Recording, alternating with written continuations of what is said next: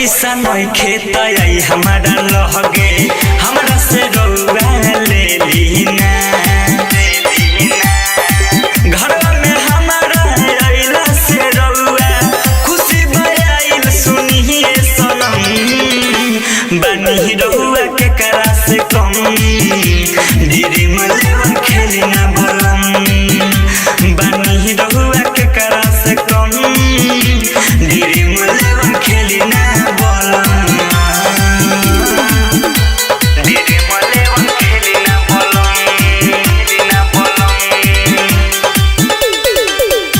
बनी रउआ के करा से कम